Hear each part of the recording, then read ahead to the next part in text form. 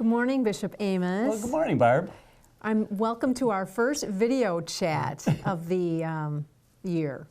I guess we're going to start with the season of Lent, since it's just a week away from Ash Wednesday. So I wanted to ask you some questions. Sure. Starting with, what's the origin of Lent? It's got kind of a mixed origin. The day before Easter was oftentimes a day of fast, and then there came a point where they had a 6-day fast, and that became Holy Week. And then baptisms were done at different times, and people would fast before baptism, and that sometimes extended out a little bit more time. And then when we started doing baptisms in conjunction with Easter, then we started to have a fast of 30 days that eventually became 40 days in imitation of Christ's temptation in the desert. And technically there's like 44 days now, 38 of them are fast days.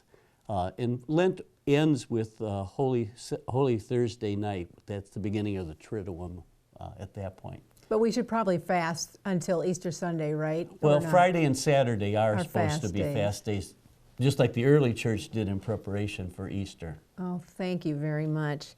How is our observance of Lent different in the 21st century?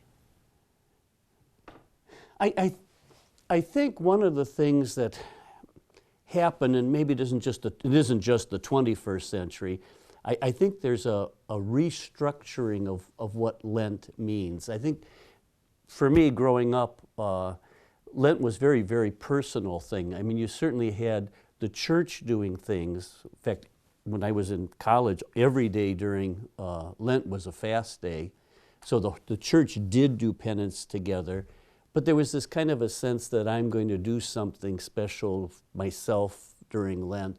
And I think now it's more a realization of the fact that this is really connected very closely with baptism. Some of the most ancient prayers in the church are found during the Lenten season, and they're all baptismal in character.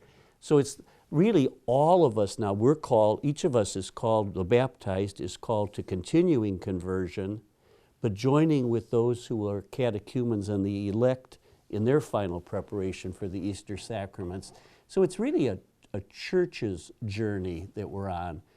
Involves us certainly individually in what we do, but it's also the church journeying with the catechumens to the Easter sacraments of baptism, confirmation, and Eucharist. Oh, that's beautiful. What misconceptions do you think people have about Lent? I think it is still that idea that it's me and Jesus. And partially it is, but it's much more community, me and Jesus. What will you do this Lent to make it more meaningful for your own journey towards Easter? I haven't figured out yet exactly what I want to do, but I do want to somehow bring it into the year of mercy, but I'm not quite sure yet what direction that's going to take. I'm working on it, and I'll have it before Ash Wednesday.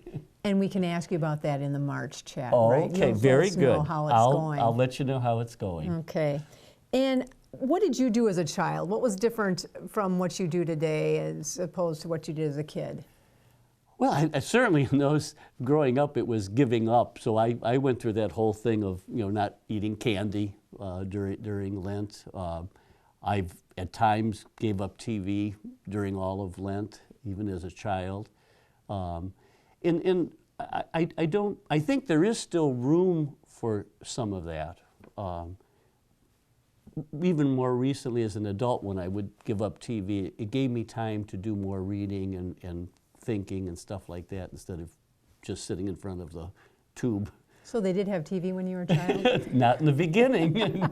Our neighbor was the first one to have a TV, and we used to go over there to watch Howdy Doody. Oh, that's great. How would you encourage Catholics in our diocese to enrich their experience of Lent this year? There's a couple of directions I think a person can take. The pillars of Lent have always been prayer, fasting, and almsgiving. And I think you can do some of that even in conjunction with the year of mercy. I mean, prayer doesn't necessarily mean adding something on. It can be doing prayer that you're already doing with more devotion. Almsgiving doesn't have to be giving money.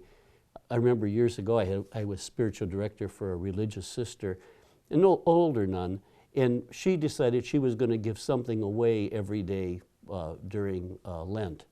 And she didn't have all that much stuff, but she talked about how when it got closer to the end of Lent, she was running out of stuff to give away.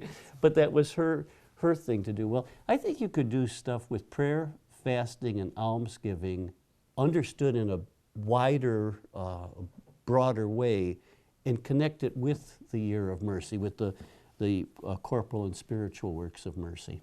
Oh, I think that's a great idea. You've already given me some ideas. Good. So thank you very much. Thank you for our chat today. This was a nice chat. I hope we can do it again. Thank you.